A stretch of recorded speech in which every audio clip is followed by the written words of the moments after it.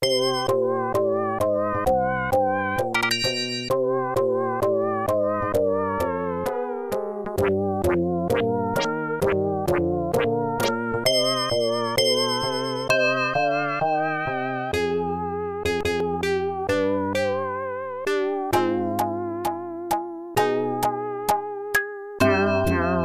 top 10 Genesis games for Halloween.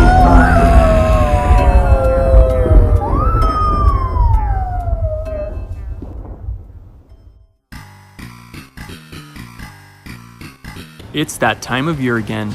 The air is crisp, the leaves are turning gold, the decorations are up, Starbucks is dishing out their pumpkin spice lattes, concussions are being handed out like party favors, the kids are all safely back in school, Rocktober sales events, scary movie marathons, turtlenecks all over the place. Isn't it the best? And you know what that means? Halloween is just around the corner, and everyone is trying to put themselves in the right spirit.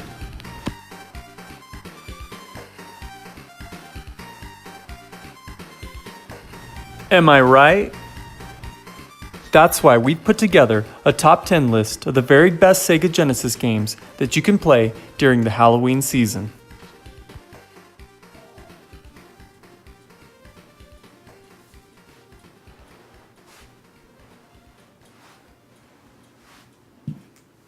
Number 10. Michael Jackson's Moonwalker.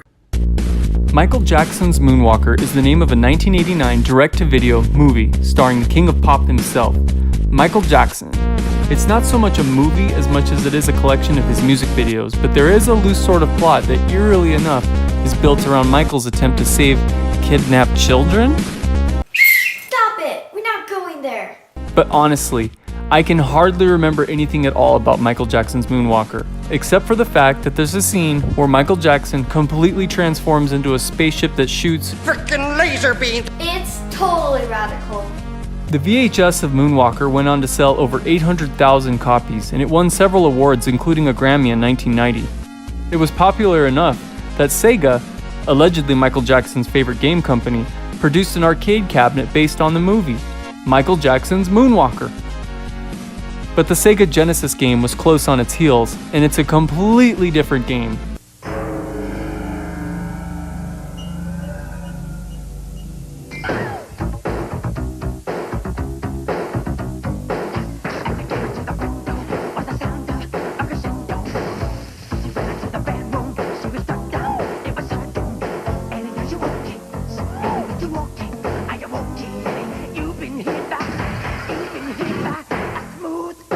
Michael Jackson's Moonwalker video game, only on the Genesis system by Sega. Following the movie, Michael Jackson is on a musical rampage against the evil Mr. Big.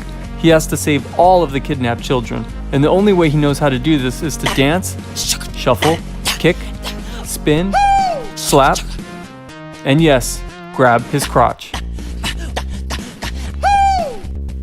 What the kind of game is this? A pretty good game, that's what. But Dad, what does that have to do with Halloween? I'll tell you, it has Thriller.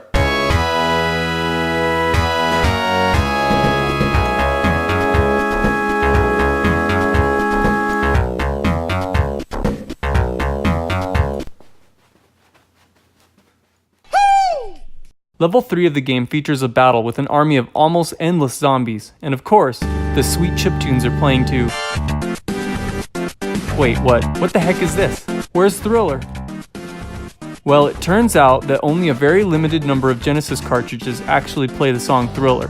The vast majority of copies have this other song instead. Why? I mean, Thriller is arguably Michael Jackson's most iconic song. My guess is that there was some sort of legal dispute about the use of the song in the game, royalties and whatnot, so it was pulled. But what a shame, or else this could have been a perfect Halloween game. But it still counts, number 10 on the countdown, and why? Because Michael Jackson is freaking scary enough as it is. I mean, look at him. Look how he used to make his kids wear masks. Number 9. Devilish. Did you ever play Arachnoid? Or how about Alleyway? You know, it's like the one-player Pong game where you slide around a virtual paddle and bounce a ball off of colored blocks in order to gain points.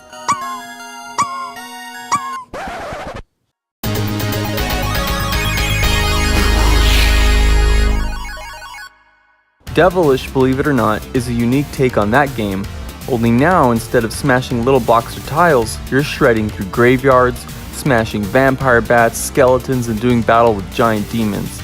It's a frantic, high-octane thrill ride.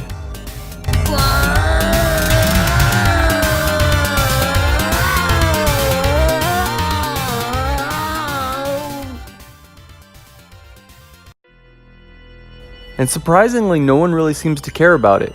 Few people have heard of the game, and even the people who seem to universally hate it. Why?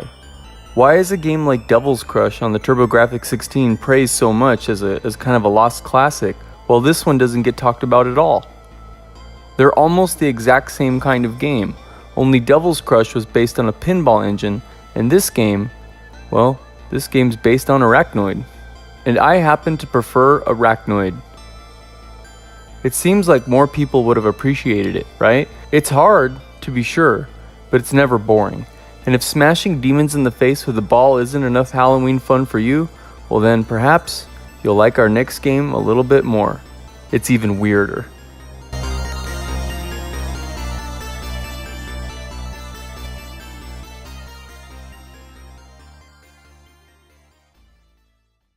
Number 8. Kappa Tack.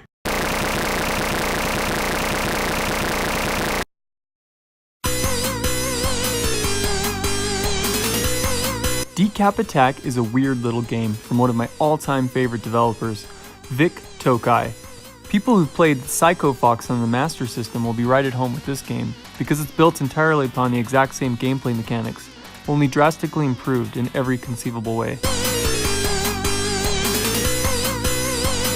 You play as a sort of Frankenstein's monster named Chuck D. Head, who's been summoned forth by a mad scientist to stop a demon from taking over the world. And you're gonna have to use your head if you're gonna beat this game. Literally. Chuck D. Head. Get it? He has a detachable skull that sits on top of his body that he uses as a projectile weapon. And that's not all. You can float around all over the place, and you have a melee attack that has to be seen to be believed. Disgusted.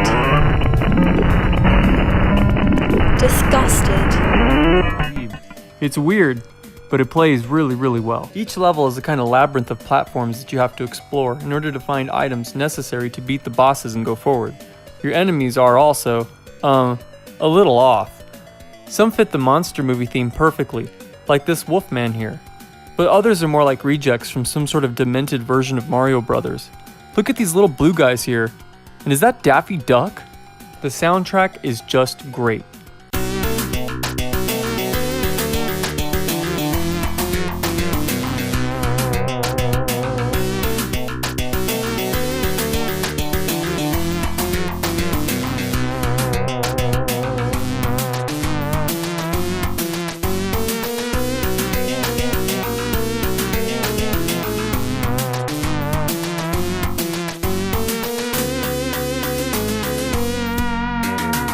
There's a learning curve for this game to be sure, especially the Psycho Fox game mechanics that require you to build up momentum in order to make long jumps. Oh, and you'll die. Over and over and over and over again. But at the same time, I've never found this game all that frustrating.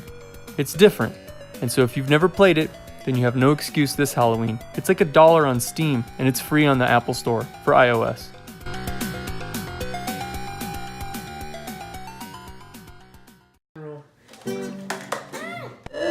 Number 7. Castle of Illusion.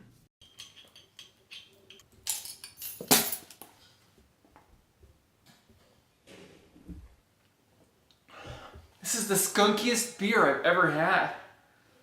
What kind of a nerd would drink this stuff anyway? What are they thinking?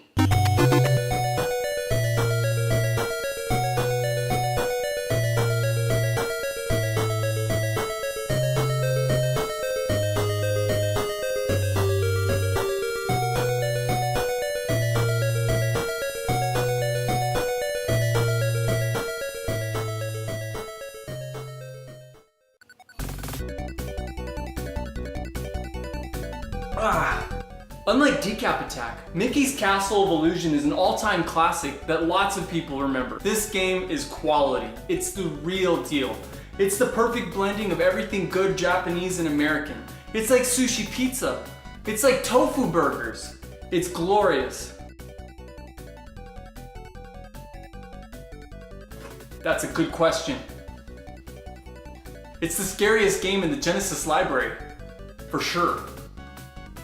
Oh, it's Mickey Mouse! What's so scary about that? Ooh!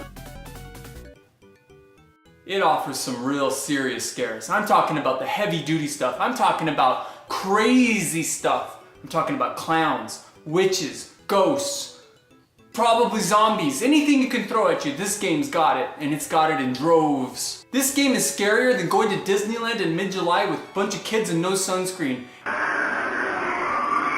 It's like hell on earth. Oh, and did I mention? Alcohol's not even allowed at Disneyland. So there's nothing to numb the pain. Not like this stuff would even do you any good. It's like 4% alcohol. Who drinks this crap? Just look at it. It starts off all sweet and nice, and then all of a sudden a wicked witch swoops down and kidnaps Minnie Mouse. Is that not the same thing that happened at the beginning of Ghosts and Goblins? Like Castlevania, the whole thing takes place inside of a kind of magical haunted castle. Then there are booby traps, the spiders, vampire bats. Then there's this part where you have to bounce off ghosts during a storm. And then there's... no. What's this? Clowns? Clowns in a box. Clowns on unicycles. Clowns everywhere. Hiya, Georgie. Hey, let's whoa, no. I can't take it. Or this beer. I can't take talking like this or drinking this beer. I think my head is gonna explode.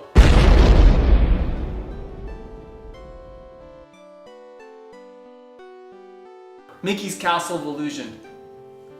It's a great one.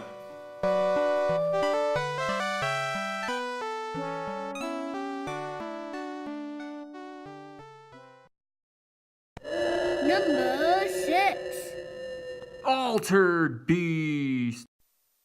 Rise from your grave. Altered Beast, my first experience with the Sega Genesis. But back in 1989, I wasn't interested. I wanted an NES more than anything that Christmas. All the cool kids had it. The bullies at school, the girl across the street, Fred Savage. This poor bastard, I couldn't wait to get one. But when I unwrapped that Toys R Us gift wrap and I saw that I got a Sega Genesis, I really didn't understand what to think. I mean, I was excited. I never had a video game console before. But what on earth was a Sega Genesis? Like some sort of Bible thing? Were we becoming religious? Is this a religious thing? Are we allowed to talk about this on the internet still? Apparently, my tech-savvy older brother, who was a senior in high school at the time, convinced my parents that Nintendo don't, and that it was really the Sega Genesis that would blow my eyeballs right out of their sockets. And he wasn't wrong, because when I played Altered Beast and I saw that Gold's Gym looking dude turn into a werewolf right before my eyes, I could feel my Super Mario Brothers underwear bursting into flames and melting right off of my body. I had just become a Sega fanboy, and I knew that I had truly reached the next level of video game awesomeness. The bullies at school were gonna be so jealous. That is until they all got Super Nintendos a year later, but that's another story. Okay, we'll get it for him.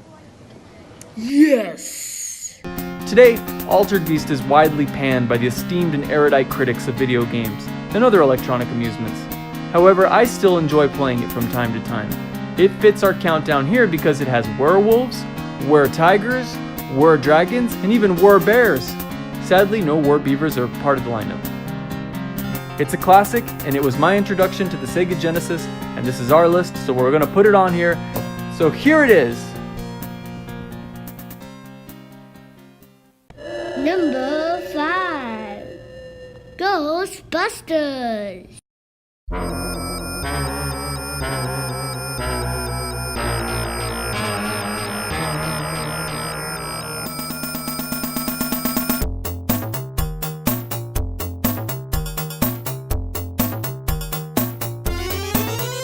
In 1990, Sega published a Ghostbusters game that they co-developed with Japanese game makers Compile, a company that is legendary among fans of classic shooters from the 80s and 90s.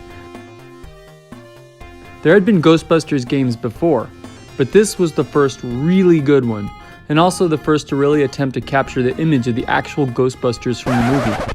Except Winston. Why didn't they include Winston? He's one of the Ghostbusters. They did, however, include a lot of variety in this game. For starters, you get to choose between 4 different sprawling stages, with a 5th and final stage unlocked after the first are beaten. Why didn't they include Winston? Was the hardware too limited? Was there only room for 3 protagonist sprites? You also get to make purchases of new weapons and upgrades, some of which are necessary to beat certain levels, sort of like a Mega Man or a Metroid game. But why didn't they include Winston? Did he not want to be in a Sega game? So is like Winston a huge Mario guy or something? Each level has at least one middle ghost battle that culminates in a chance for you to catch a ghost using a proton pack and energy trap, just like in the actual movie. It's my favorite part of the game by far. Finally, after making it through the long, labyrinth-like level, you get to face off against a conventional boss fight like in any other platformer, but only some of these fights are unbelievably awesome. Is that the Stay Puft Marshmallow Man? Can you say, best boss fight ever? Why didn't they include Winston? I mean, he was even in the sequel. That movie had just come out a year before this game. Surely he must have been aware. He's in the cartoons, for crying out loud. We definitely recommend this brilliant action platformer. It's easily one of, if not the greatest Ghostbusters games ever made, and it's an absolute must-play during this festive time of year. But why didn't they include Winston? It's just weird. Why? Why? Why? No one wants to be Winston, man. What's wrong with Winston? What's wrong with Winston? He joined the team super late. He's not funny, and he's not even a scientist. Yeah, but he's so cool. Number 4.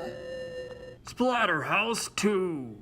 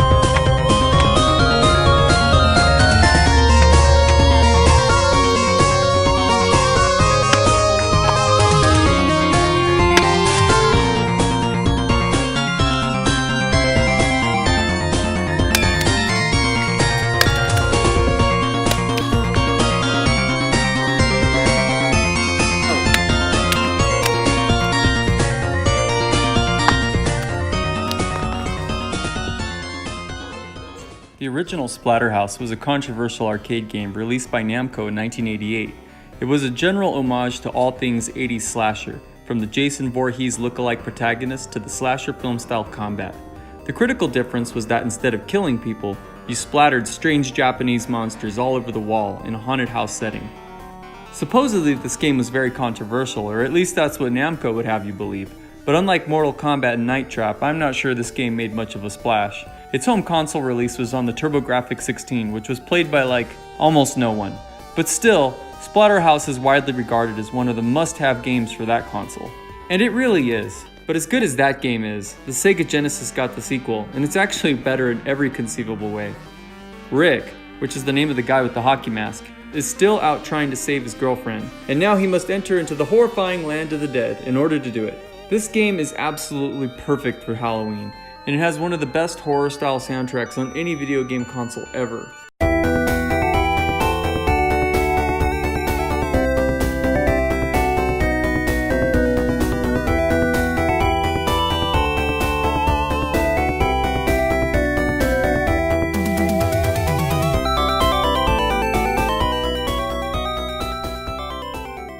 It might be one of the first games ever made that you could really call scary. Give it a shot. If you dare.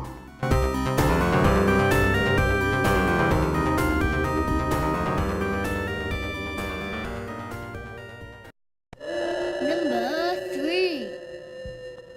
Ghouls and Ghosts. Let's reminisce once more, if you will, all the way back to the Christmas of 1989. Surely, I was excited by the Sega Genesis and Altered Beast. But what's that? Is that one more gift left under the tree? Well, don't just stand there, my boy. Go ahead, open it, open it. And as I opened the box, I got my first view of the incredible artwork by Yuji Kaida. Whoa. I had no clue. I didn't know what this was, but I knew it had to be awesome because, I mean, just look at it. A golden knight shooting bolts of lightning as a giant one-eyed, headless ogre looks on. It was yet another Sega Genesis game, and this time it was Ghouls and Ghosts.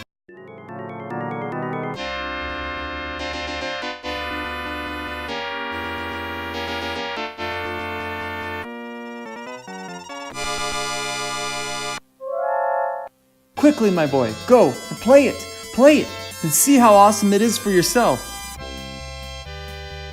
And it is a good game, but it's also one of the hardest games ever made.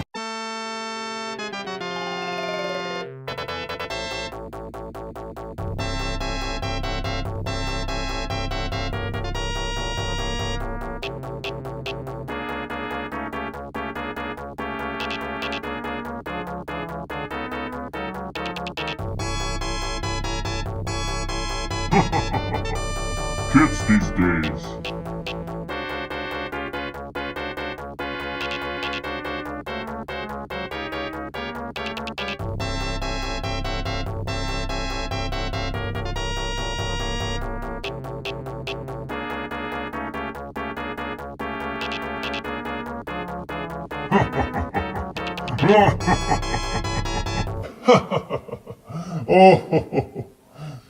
Ghouls and Ghosts is a fantastic port of Capcom's late 80s arcade classic, and it's just about perfect during the Halloween season.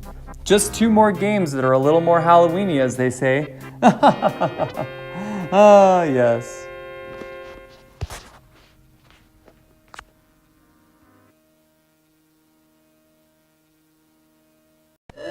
Number 2. Castlevania. Bloodlines.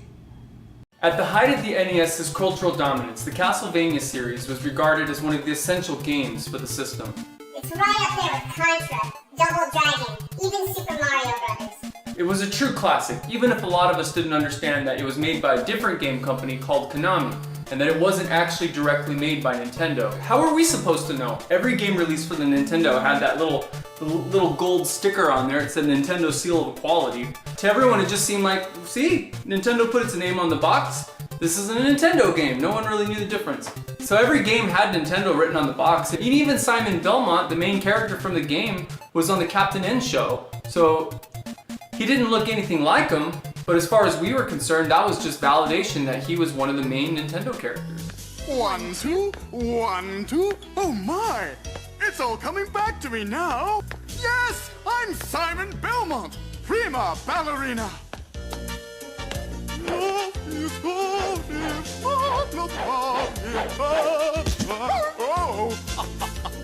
He didn't look right, he was a little off, but it sent home the message. Castlevania was Nintendo. So it was no surprise when Castlevania 4 was released exclusively for the Super Nintendo, the popular new Nintendo console that came out in 1991. The game was popular and critically acclaimed, and it seemed to permanently cement the notion that Nintendo was synonymous with Castlevania. But what if I were to tell you that the best 16-bit Castlevania game wasn't a Nintendo game at all? Heresy, right? But it's true. The best 16-bit Castlevania game is actually Akumajo Dracula X Chaino Rine desu.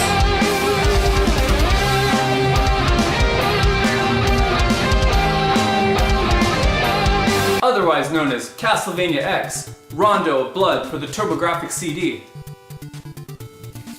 Okay, but what if I was to tell you that the second best Castlevania game was also not on the Super Nintendo, but it was actually on the Sega Genesis? Castlevania Bloodlines. Now, this is an unpopular opinion to be sure. Most people seem to prefer Super Castlevania. In fact, it's almost as if a lot of people haven't even heard of Bloodlines. But I tell you what, the Sega game is by far the better game. Hey, shut up in the face! Wow! It's Super Mario! Hey, what do you know, you Sega fanboy? Everyone knows the number 2 Castlevania game was a Super Castlevania. No one even likes a stupid Mega Third of the Bloodlines. Oh, are we doing this? We are doing this. It's me, Mario. And I'm Sonic the Hedgehog. And this is 16-bit video game machine conflict.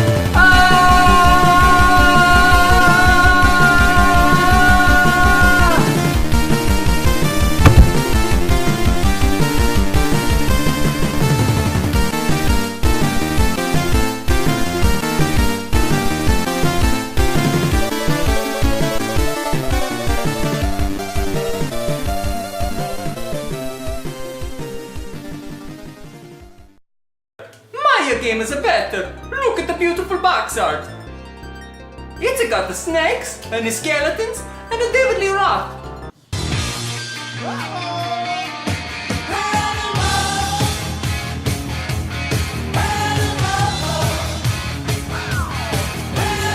That box art is pretty sweet, but where are the vampires? And what's with the giant Medusa head? Your game looks like it's going to be more about Greek mythology than vampires. Bloodlines has vampires all over the box.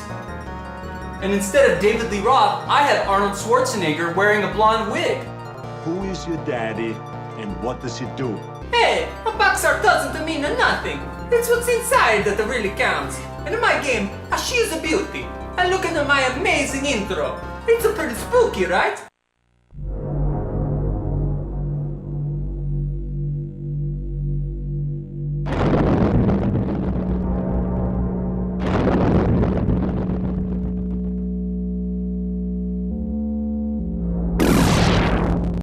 Mamma mia! I think I need a new coveralls. No way, shorty. My intro's got anime.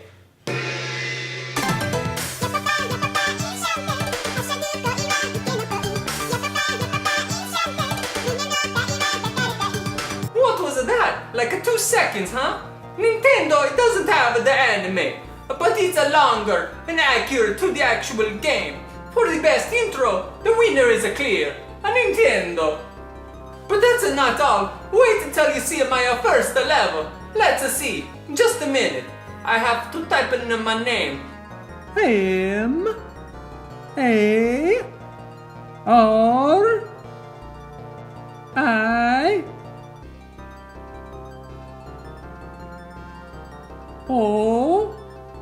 Whoa, you have to type in your name? Why? In case you forget? What a waste of time. This is too slow. Okay, here we go. Okay, I got to whip this power up. And this one too. Oh wait, just a minute. I need to get this last one too. Okay, all powered up. Is it supposed to be this quiet? What's even happening?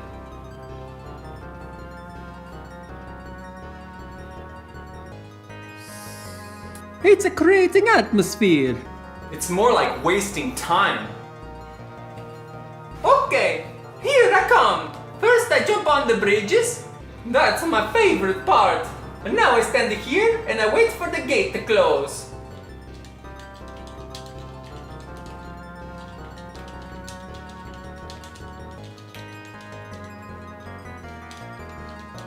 Finally, let's get going. This is more like it.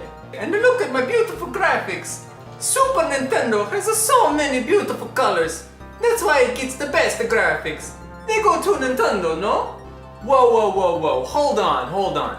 It may be true in general that the Super Nintendo has better graphics than the Sega Genesis, But is that really true in this case? Everything in this game is the same pixelated shades of brown and green. Look at your character, he blends into the background everywhere you go. Look, just squat down here. Boom! Where'd he go? What are we playing, Predator? I can't see your character at all. Everything's the same color. Why don't we just take a look at my game? Castlevania on the Genesis features bright, beautiful colors on every level. My character never blends into the background. And look at that blast processing! My character practically runs across the screen compared to yours. This is supposed to be an action game, right? Well, my game has the action. Your game is ugly, slow, and by comparison, just plain boring. But look at my moves! I can swing it like an Indiana Jones. I can make a whip a dance. I can go up and down the stairs backwards, eh?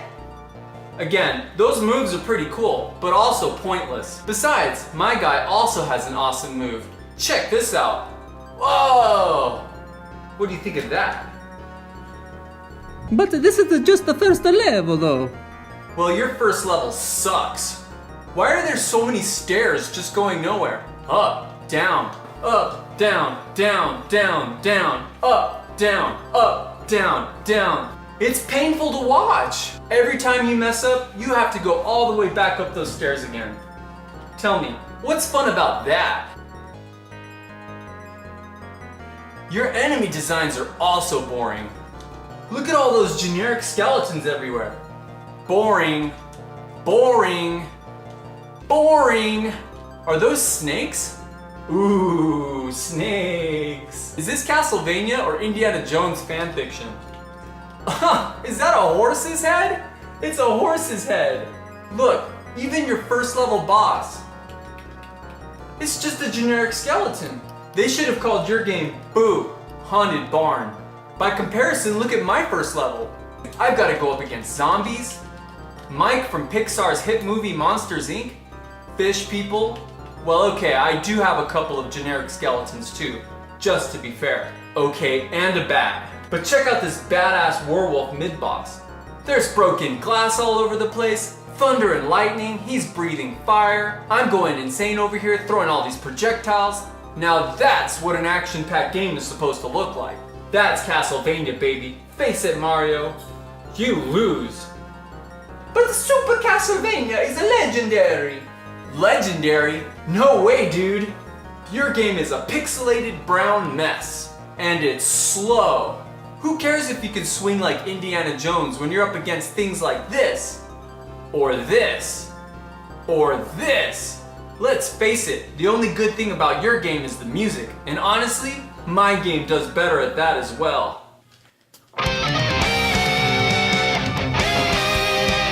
Mamma mia! Yeah!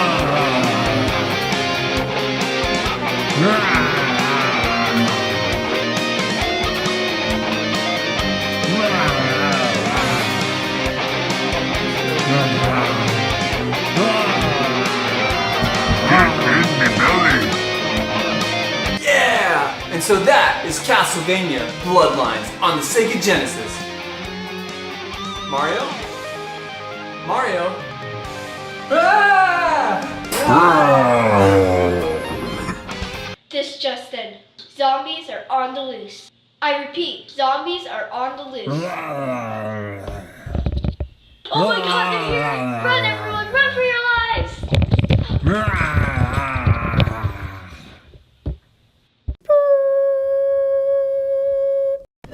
Number 1. Zombies ate my neighbors.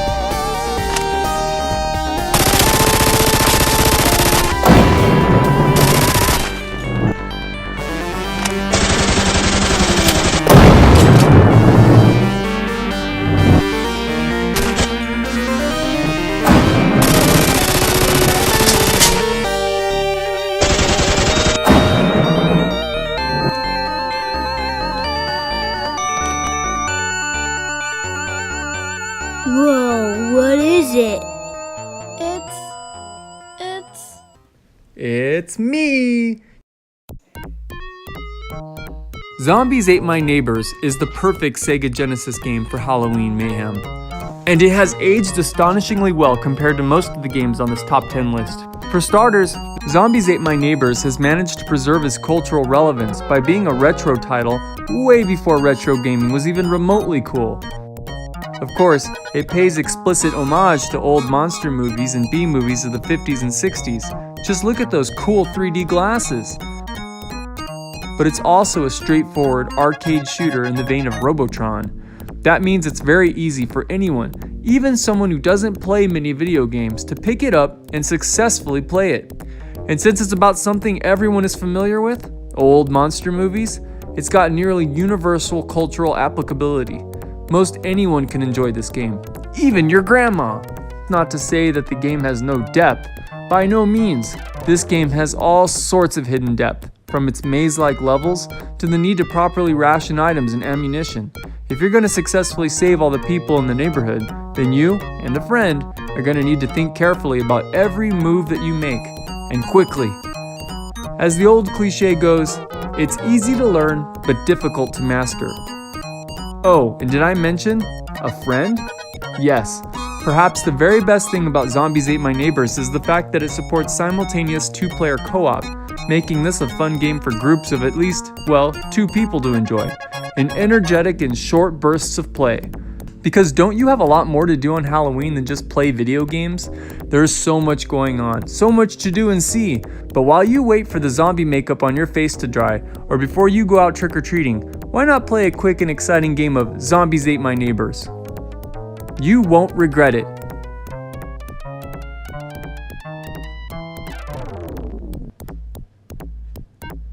We want to thank you for watching our video, the top 10 Sega Genesis games for Halloween. If you have any favorites of your own that we forgot, then please aggressively tell us about them in the comments. Or if you have any advice for how we can improve our content, or any suggestions for the future, then please let us know by aggressively berating us. Finally, please be sure to subscribe for more of our fun-filled adventures and shenanigans. And of course, have a happy Halloween.